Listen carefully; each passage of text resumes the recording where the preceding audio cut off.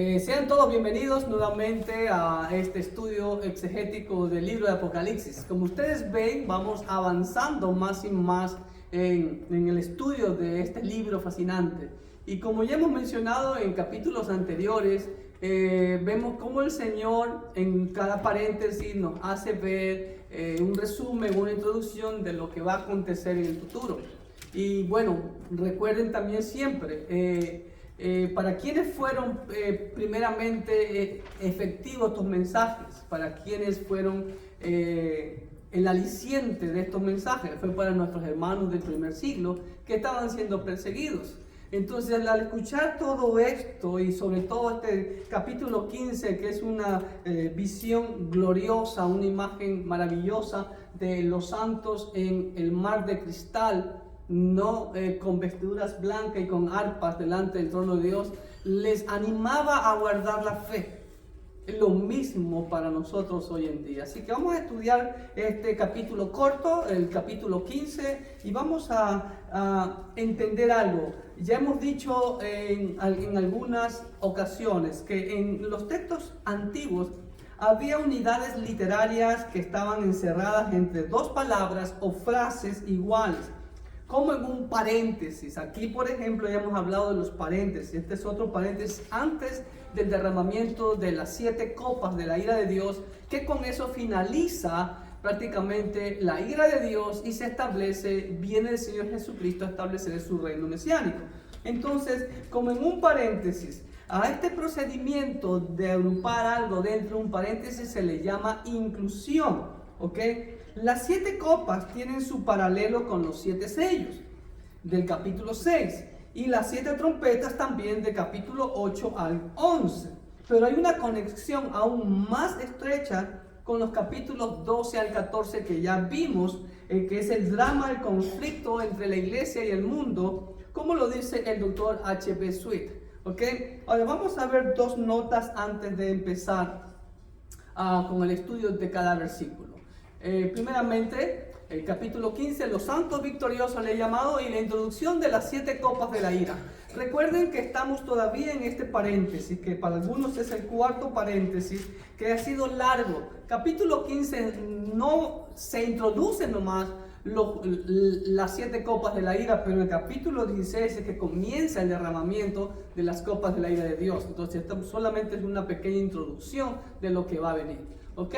Vamos a dos notas. Primero, este capítulo empieza con una gloriosa escena celestial, como acabo de mencionar, y esta escena recuerda el glorioso cruce de Israel por el Mar Rojo, venciendo al ejército de Faraón, en donde aquí los mártires también han pasado a salvo del martirio y han llegado a la orilla del cielo. Recordemos allá en Éxodo capítulo 14 ese cruce, y cuando llegaron al otro lado, a Baal Zephón, en tierra de Madián, ya libres del alcance de los egipcios, como el Señor dijo, nunca más verán a los egipcios, y así fue, ¿no?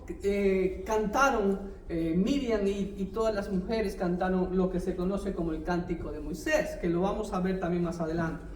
Pero este capítulo, recordando el cruce, glorioso Israel por el Mar Rojo, donde aquí los mártires han pasado a salvo el mar del martirio y han llegado a la orilla del cielo. Pero este capítulo termina con la introducción de lo que sucederá en el capítulo 16 con el derramamiento de las 7 copas de la ira de Dios.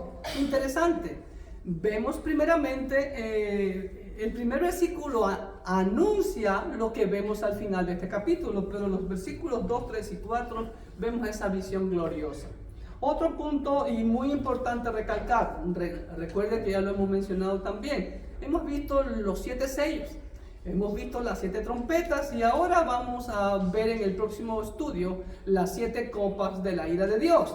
Ahora bien, como ya hemos mencionado, ya se ha hablado de los 7 sellos, de las 7 trompetas y ahora de las 7 copas de la ira de Dios.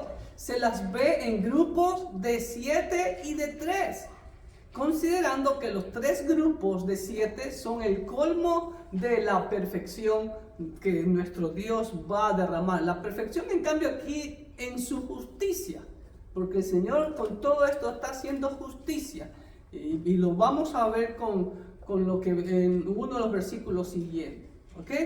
Ahora entonces vamos al primer versículo que dice así: vi en el cielo otra señal grande y admirable. 7 ángeles que tenían las 7 plagas postreras o últimas, porque en ellas se consumaba o se completaba la ira de Dios. Entonces vamos aquí a esta frase: otra señal en el cielo. Esta frase es la tercera y última vez que aparece esta frase en Apocalipsis. Ya la habíamos visto en 12.1 y 12.3. Dice: apareció en el cielo una gran señal.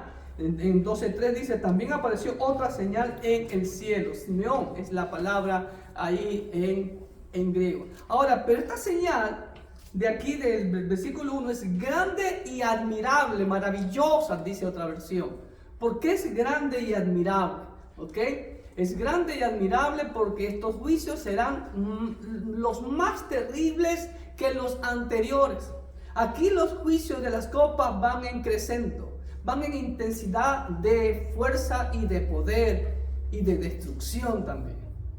¿Ok? Y con ello se completa la consumación de la ira de Dios. La ira de Dios, mis amados hermanos, es un tema que lo expresa ampliamente en toda la Biblia. ¿Por qué Dios está airado? Está airado contra el pecado. Estamos, ¿sí? La ira de Dios, solo esta frase aparece 3 veces en el Antiguo Pacto y 10 veces en el Nuevo Pacto. El concepto o el estado de que Dios esté airado aparece 11 veces en el Antiguo Pacto. Y está airado contra el pecado, contra las naciones rebeldes, y aún estuvo airado contra Israel. Ya conocemos la historia de Israel y por eso Dios los disciplinó.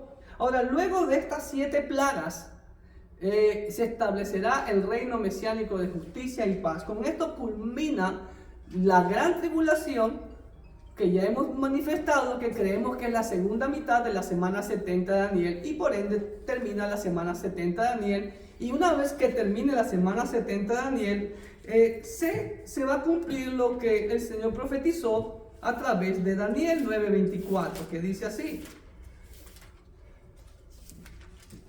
Dice: 70 semanas están determinadas sobre tu pueblo y sobre tu santa ciudad, para terminar la prevaricación y para poner fin al pecado y expiar la iniquidad, para traer la justicia perdurable y sellar la visión y la profecía y ungir al santo de los santos, cosa que aún no existe en este mundo. No hay justicia, lo que más abunda es la injusticia, la corrupción y la inmoralidad.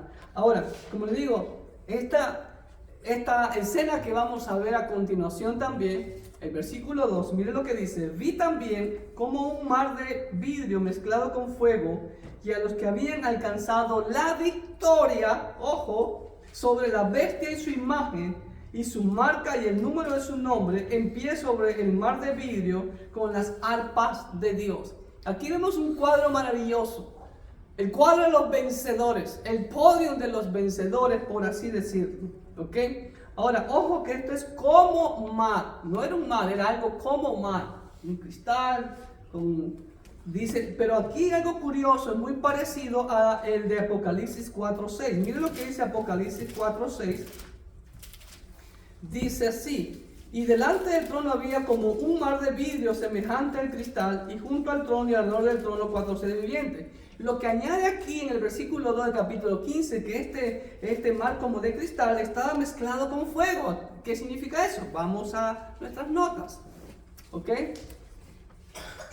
Como mar aparece en 4:6, como ya lo mencioné, sugiere la gloria, el esplendor de Dios separado de su creación. Y el estar mezclado con fuego sugiere lo pronto que está por consumirse los juicios de Dios. El simbolismo es un recordatorio de la victoria de Dios sobre el ejército de Faraón en el Mar Rojo, como ya lo mencioné allá en Éxodo 14, en donde el Señor destrozó totalmente al ejército de Faraón, inclusive Faraón también, ahí murió. Y bueno, gracias a la arqueología ya conocemos exactamente el lugar exacto donde cruzaron en una ciudad que está en lo que hoy se llama la península del Sinaí, mal llamada península del Sinaí, una ciudad llamada Nuweiba. Y de hecho esa ciudad hace más de 40 años atrás, en los mapas de 40 años atrás, aparecía como Musa Nuweiba. Musa es el nombre árabe de Moisés. Y ahí fue el cruce del Mar Rojo en el Golfo de Aqaba, lo que también es el Mar Rojo, y cruzaron al otro lado, que era Madián en ese entonces, hoy en día es Arabia Saudita. Y gracias a la arqueología se han encontrado aún uno de las ruedas del carro de Faraón en lo profundo de ese cruce, que es un puente que Dios lo hizo por muchos años, no es de mucha profundidad, de unos 9 a 10 metros de profundidad, en donde Dios abrió y cruzó todo el ejército de Israel, ¿ok? Dándoles la libertad de Faraón, la victoria sobre Faraón. Lo mismo este cuadro maravilloso, ¿ok? Ahora, de la misma manera, los mártires victoriosos de la gran tribulación permanecerán en pie sobre el mar de vidrio. Son como trofeos de Dios, ¿no? Y entonando, miren lo que dice, alabanzas y adoración con arpas de Dios. Ahora, imaginémonos algo, hermanos queridos. Ahí en Éxodo 15, el 1 al 21, habla de el cántico. Lo maravilloso de este cuadro es que estos hermanos van a salir victoriosos. Mire sobre quiénes, sobre la bestia y su imagen, y su marca y el número de su nombre. Y entonces lo que nos toca pensar es que si estos hermanos en ese tiempo de terrible persecución que va a existir, de tanta crueldad y castigo y los juicios de Dios que vendrán, van a perseverar, ¿por qué hoy no perseveran los cristianos? Buena pregunta. Así que no hay excusa para no perseverar. No perseveramos porque no queremos, porque endurecemos nuestro corazón y nos dejamos llevar por nuestro orgullo, nuestra vanidad, nuestro ego, nuestra religiosidad, emocionalismo, qué sé yo. ¿Ok? Pero es interesantísimo todos estos victoriosos que habían alcanzado la victoria. Y recordemos, como dice la Biblia, que el reino de los cielos es para los vencedores, no para los cobardes. ¿Y quiénes son los vencedores? Aquellos que se entregan a Cristo Jesús, como dice en 1 de Juan, capítulo 5, versículo 5. ¿Quién es el que vence al mundo? Sino el que cree que Jesús es el Hijo de Dios. Cree significa que vive como Cristo Jesús. Amén. Versículo 3. Algo más que acotar aquí fue el hecho de morir lo que los hizo vencedor. Imagínense, si hubieran seguido vivos, pudieran haber sido infieles, pudieran haber renegado de su fe, como algunos hermanos en el primer siglo. Pero muchos hermanos morían victoriosamente, alegremente, cantando, adorando al Señor. Cosa que eso les fastidiaba a los impíos, no podían entender. Y ese es el poder del amor en Cristo Jesús. Eso es lo que puede hacer. Así que la muerte, hermanos, no debemos de temerla si nos mata. Como el Señor dijo, no temáis a lo que matan el cuerpo, sino que debemos temer a aquel que puede mandar el cuerpo y el alma al infierno. Así que pues, adelante, si ve, hay victoria en Cristo Jesús. Muchas veces repetimos el versículo, todo lo puedo en Cristo que me fortalece, pero del dicho al hecho, como decimos nosotros, hay mucho trecho, como dicen aquí mis hermanos, es del diente al labio, ¿ok? Así que a hacerlo de verdad, amén. Versículo 3. Y cantan el cántico de Moisés, siervo de Dios, y el cántico del Cordero, diciendo, grandes y maravillosas son tus obras, Señor Dios Todopoderoso, justos y verdaderos son tus caminos, Rey de los santos. Hermanos, estos mártires están sin cesar, porque dice cantan, y cantan está en verbo presente continuo en el idioma griego, o sea, no cesan de cantar al Señor. Y eso es lo que siempre digo yo, bueno, si aquí no cantamos, no sé cómo quieren estar en el cielo. Si aquí no servimos, no sé cómo quieren estar en el cielo, porque en el cielo vamos a estar cantando, adorando al Señor a todo pulmón y sirviéndole por la eternidad, como vemos en capítulo 21 de Apocalipsis. Estos mártires sin cesar cantan el cántico de Moisés, que de acuerdo con el contexto, mis amados hermanos, se apega más al cántico de Éxodo 15. Hay algunos que sugieren que pudiera ser el canto de Deuteronomio capítulo 32.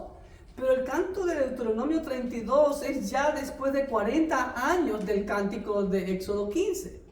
Y el cántico de Deuteronomio 32 es verdad que recuerda la victoria sobre Egipto, pero más que el recordar, es una advertencia. Dios le ordena, y espero que usted haya escudriñado, yo le invito a que usted escudriñe el capítulo 32 de Deuteronomio, en donde Dios le ordena a Moisés que haga un cántico, que se los aprendan todos los hijos de Israel, para que no se olviden de serle fieles al Señor, para que no sean ingratos, para que no sean malagradecidos. Y ese cántico, como le digo, y de acuerdo al contexto de los victoriosos, no puede ser eso, porque mire nomás una frase, le voy a leer una sola frase de Deuteronomio 32. ¿Así pagas a Jehová, pueblo loco e ignorante? ¿No es Él tu Padre que te creó? Él te hizo y te estableció. Acuérdate de los tiempos antiguos. Si ve, en mi Biblia casi todo el cántico está en anaranjado, que significa reprensión. Entonces, esto es un cántico de reprensión para que se acuerden, para que no se olviden, como el Señor lo acaba de mencionar solo en esos dos versículos. Entonces, según el contexto, más se apega a el cántico de Éxodo 15, donde Miriam y las mujeres con panderos y danzas y se cantaron al Señor. ¿Ok?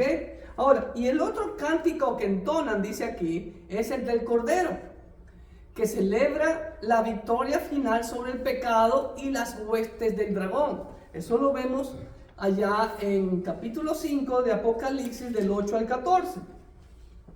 Y cuando hubo tomado el libro, los 4 seres vivientes y los 24 ancianos se postraron delante del Cordero. Todos tenían arpas y copas de oro llenas de incienso, que son las oraciones de los santos, y cantaban un cántico nuevo diciendo: digno eres de tomar el libro y de abrir sus sellos, porque tú fuiste inmolado y con tu sangre, etcétera, etcétera, etcétera. Ya vimos eso. Y también es una alusión a Isaías capítulo 12. Miren lo que dice Isaías capítulo 12, anticipa este cántico del Cordero, que comienza con una declaración de la omnipotencia de Dios, ¿ok? Y sus atributos de justicia y verdad. Miren lo que dice Isaías 12, solo son 6 versículos. En aquel día dirás: cantaré a ti, oh Jehová, pues aunque te enojaste contra mí, tu indignación se apartó y me has consolado. He aquí, Dios es salvación mía, me aseguraré y no temeré, porque mi fortaleza y mi canción es Jehová, quien ha sido salvación para mí. Sacaréis con gozo aguas de la fuente de la salvación. Y diréis en aquel día: cantad a Jehová, aclamad su nombre, haced célebres en los pueblos sus obras, recordad que su nombre es engrandecido. Cantad salmos a Jehová, porque ha hecho cosas magníficas, sea sabido esto por toda la tierra. Regocíjate y canta, oh moradora de Sion, porque grande es en medio de ti el Santo de Israel. Entonces, este cántico de Isaías 12 es prácticamente un anticipo de lo que el Señor iba a hacer. Ahora, los mártires, mis amados hermanos, si usted escudriña bien este cántico, ellos se olvidan de sí mismos, no cantan nada para ellos. Este es un ejemplo de lo que debe ser una alabanza en la iglesia. Hoy en día las alabanzas a veces es más para las personas que para Dios. La alabanza es para Dios, no es para usted, mi amado hermano. En ningún momento se mencionan a ellos, sino que todo, miren lo que dice: grandes y maravillosas son tus obras. Hace mención de todas las maravillosas obras del Señor, incontables, todos los días. Señor Dios Todopoderoso, enfatiza el poder absoluto de Dios. Justos y verdaderos son tus caminos, Rey de los santos. Versículo 4 también, ya lo vamos a leer: ¿quién no te temerá? ¿Ok? Entonces los mártires se olvidan de sí mismos, sus pensamientos son absorbidos por lo que contemplan la gloria y el poder de Dios. Los juicios de Dios son verdaderos y justos. Esa es una alusión del Salmos 19, 9. ¿Ok? En Apocalipsis 16:7 también vemos eso. Mire lo que dice: también vi a otro que desde el altar decía ciertamente: Señor Dios Todopoderoso, tus juicios son verdaderos y justos. También vuelve a hacer hincapié. Además dice que Él es el Rey de todos aquellos, del Rey de los santos. ¿Quiénes son los santos? Los santos no son muñecos o imágenes. Los santos somos personas vivas, pero apartados para Dios. Agios es la palabra. Kadosh es en hebreo, agios es en griego. Hemos sido apartados del mundo, ya no coqueteamos, ya no pertenecemos al mundo, ya no compaginamos con el mundo. Si usted sigue compaginando y compartiendo con el mundo, entonces usted no es santo, no está separado totalmente. Como el agua y el aceite, no se pueden juntar. El Señor le dice: no hay comunión la luz con las tinieblas. Así que esto es un cuadro maravilloso de los victoriosos. Y esperamos que usted sea uno de ellos. Amén. Versículo 4. ¿Qué más cantaban? Dice: ¿quién no te temerá, oh Señor, y glorificará tu nombre? Pues solo tú eres santo otra vez, por lo cual todas las naciones vendrán y te adorarán, porque tus juicios se han manifestado. ¿Sí ven? Hablan en la segunda persona del singular. Tú. Jamás dicen yo o nosotros. Ahora, el versículo 4 empieza con una pregunta retórica. ¿Okay? ¿Quién no te temerá, oh Señor? Esta pregunta es como una afirmación, que nadie puede escapar de los juicios de Dios, y que toda la humanidad, desde Adán hasta la última persona que nazca, declarará que Cristo es el Señor para la gloria de Dios Padre, como dice Filipenses 2:11. Recordemos que la palabra Señor en nuestro lenguaje no pega y significa es amo. Entonces, si yo declaro que Cristo es mi amo, ¿en qué me convierto? En esclavo. Y eso es lo que somos, esclavos. ¿Y qué hacemos los esclavos? Obedecer, servir y servir. Ahora, ¿por qué lo haremos? Lo haremos porque Él es santo, ¿sí? Agios, el cual es el carácter sagrado de Dios. Por eso Dios será universalmente adorado en el reino glorioso del Mesías. Y hay algunos pasajes de muchos que hablan sobre eso. Y la tercera razón por la cual Dios debe ser adorado es porque Él ha hecho un ensanchamiento universal de sus justos actos. Hermano, vendrá el día, como dice la Escritura, que toda lengua declarará y toda rodilla se doblará.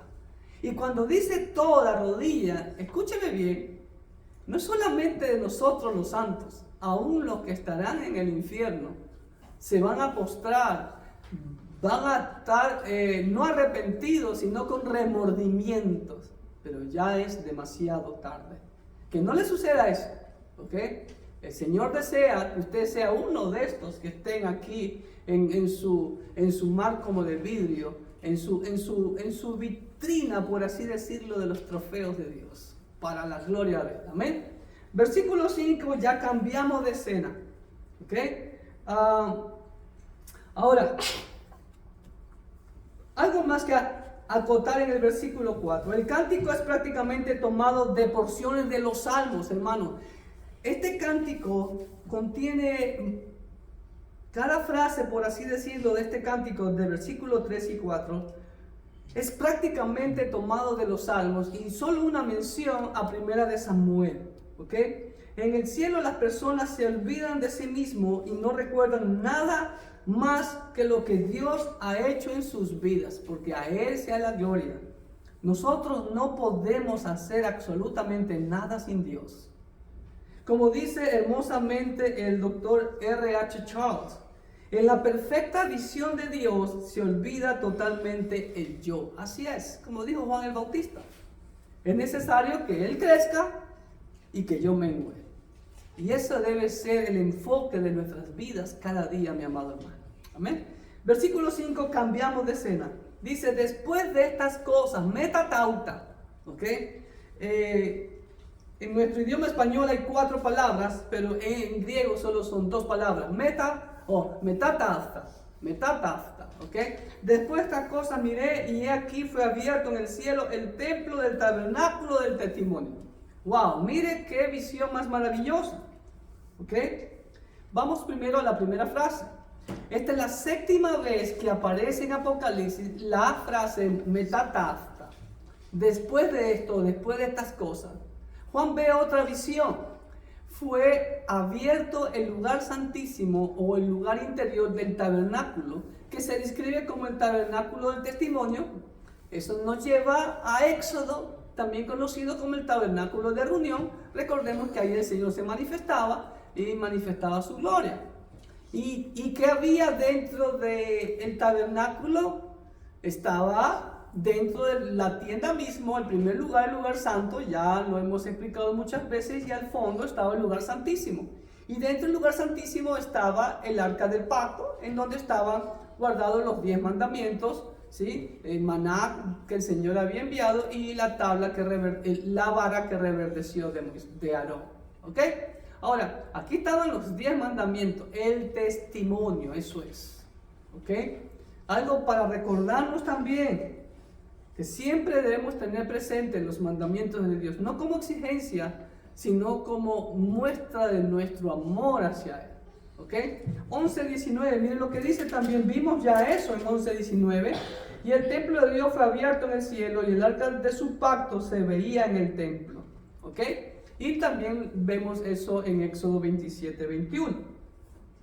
Ahora bien, versículo 6.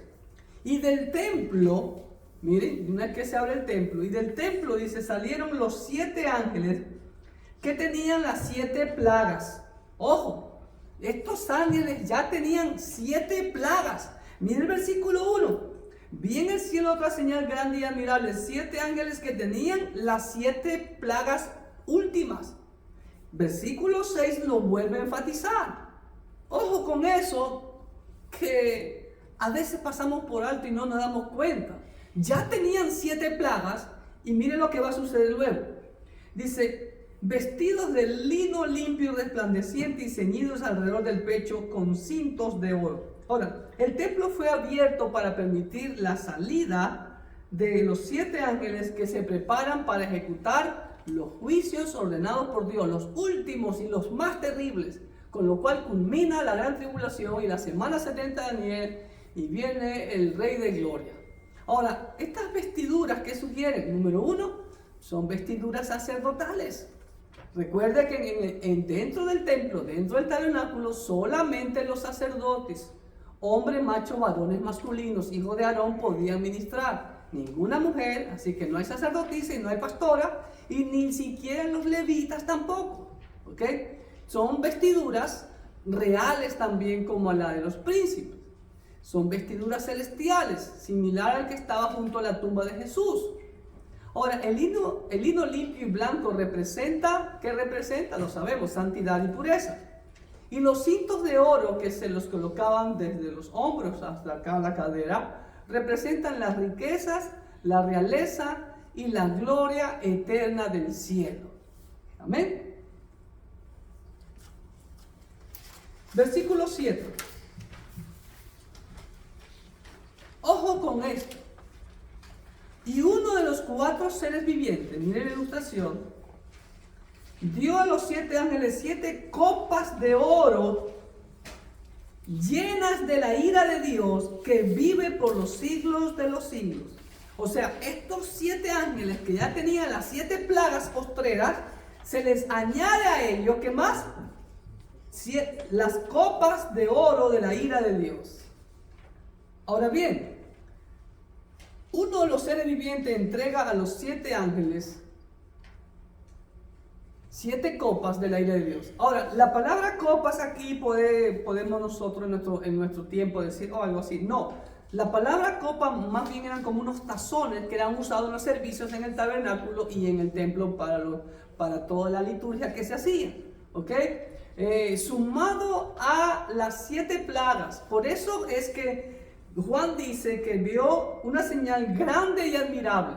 Aparte de que tenían las 7 plagas postreras, venía encima toda la ira de Dios. Y estas copas estaban llenas, no a la mitad, llenas, rebosando de la ira de Dios por el pecado de la humanidad. Estas copas recuerdan, ¿qué nos recuerdan estas copas?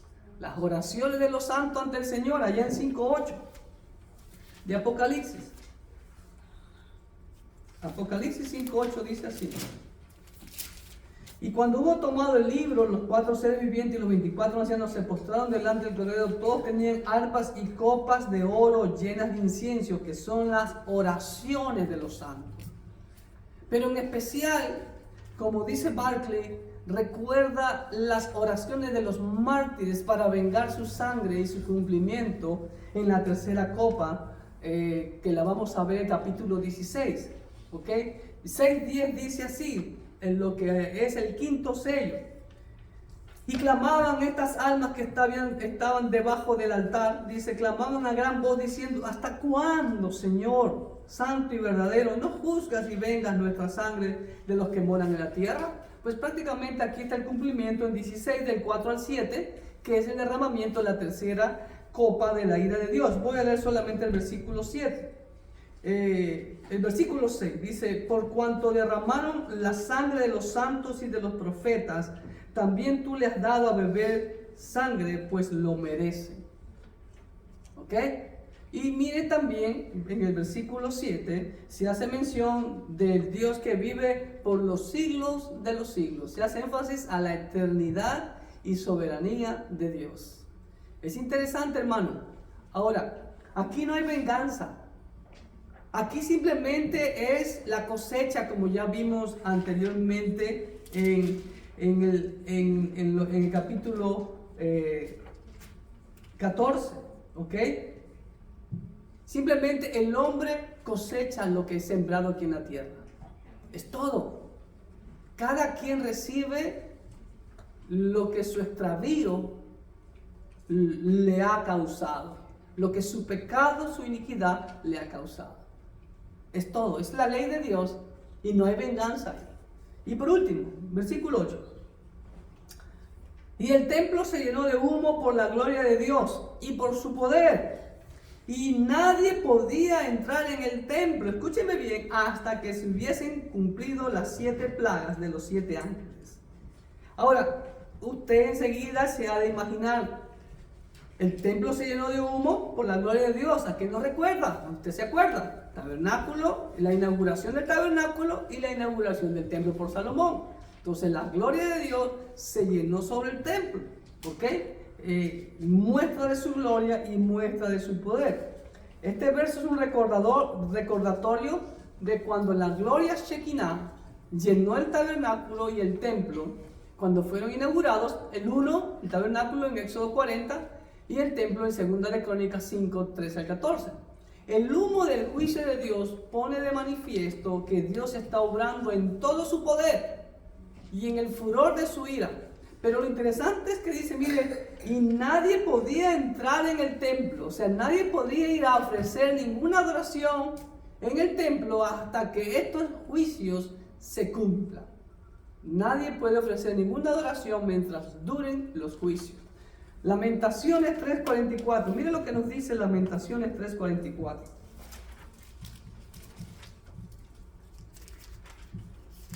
Dice así: te cubriste de nube para que no pasase la oración nuestra. ¿Sí ve? Todo encuadra en la perfección de Dios.